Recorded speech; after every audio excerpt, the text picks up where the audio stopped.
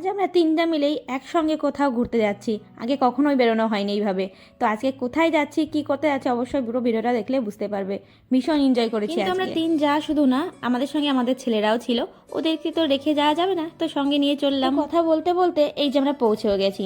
আসলে আমাদের পাশের গ্রামেই নামযোগ্য হচ্ছিল, তো যেহেতু কাছাকাছি ছিল তাই ভাবলাম তাহলে বাচ্চা কাচ্চা নিয়ে সবাই চলো তিনজনে মিলে ঘুরেই আসি।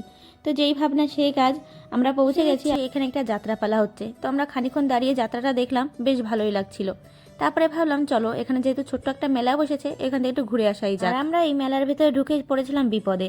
আসলে যাদের বাড়িতে বাচ্চা আছে তারা অবশ্যই জানো, এই ছোট ছোট বাচ্চাদের নিয়ে মেলায় গেলেই এই খেলনার দোকানে গিয়েই বিপদ।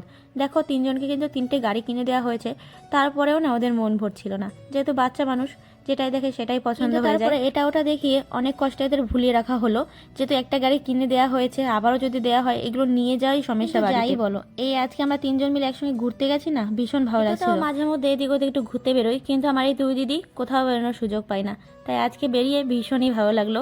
তিনজন মিলে ঘুরতে বেশ মজা লাগে, বোঝা গেল। দোকানটার সামনে দাঁড়িয়ে দাঁড়িয়ে আমরা তিনজন পাপড় ভাজা খাচ্ছিলাম, আর এখানে অনেক সুন্দর সুন্দর কানের দেখছিলাম। তো ভাবলাম চলো একটা কানের কিনা যাক। তো আমার এই কানেরটা পছন্দ হয়েছিল, ভাবলাম একা নেবো না, নিলে তিনজনে একই রকম নেবো। তো তিনজনেরই পছন্দ হয়ে গেল, তিনটে কানের নিয়ে নিলাম। কেমন লাগছে কানেরটা অবশ্যই কিন্তু তোমরা জানিও। আমার তো পার্সোনালি কানেরটাও ভীষণ পছন্দ হয়েছে, অনেক কুর্তির সঙ্গে পড়তে ভীষণ ভালো লাগবে।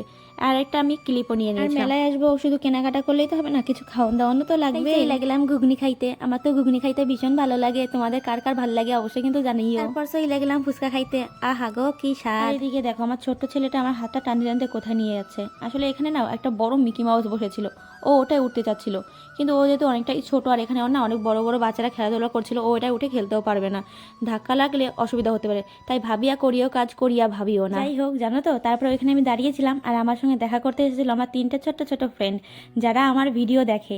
আমাকে এসে যখনই বললো আমার তো ভীষণ ভালো লাগলো, তাই বললাম চলো তোমাদের তাহলে আমার ব্লগে নিই। ওরা না ভীষণ লজ্জা পাচ্ছিল। তারপরে দেখো কত কিউট দেখতে এদের, এরা হাই বলছিল আর বলছিল আমাদের ভিডিও কি দেখাবে তুমি। আমি বললাম হ্যাঁ অবশ্যই দেখাবো, খুব ভালো ছিল। এদিকে দেখো মেলায় ঘুরতে ঘুরতে কার সঙ্গে দেখা হয়ে গেছে। আসলে তোমার দাদাভাই আমাকে না বলেই চলে এসেছে মেলায়, আর আমাকে দেখেও না দেখার ভান করে লুকাচ্ছিল। তাই যখনই আমি দেখে ফেলেছি আমাকে বলছে না না আমি তোমাকে দেখিনি। ধুলো দেওয়া অত সহজ না জাদু, যেটাই লুকিয়ে করতে যাবে বেশি সেটাই বউদের চোখে বেশি পড়ে, বুঝেছো। তারপরে আর কি আচ্ছা করে কটা কথা শুনিয়ে দিলাম। তো চলো আজকের ভিডিওটা এই অবধি, সবাই ভালো থেকো সুস্থ থেকো। আজকে মিনি ব্লগটা কেমন লাগলো অবশ্যই সবাই জানিও। তো সবাইকে বাই।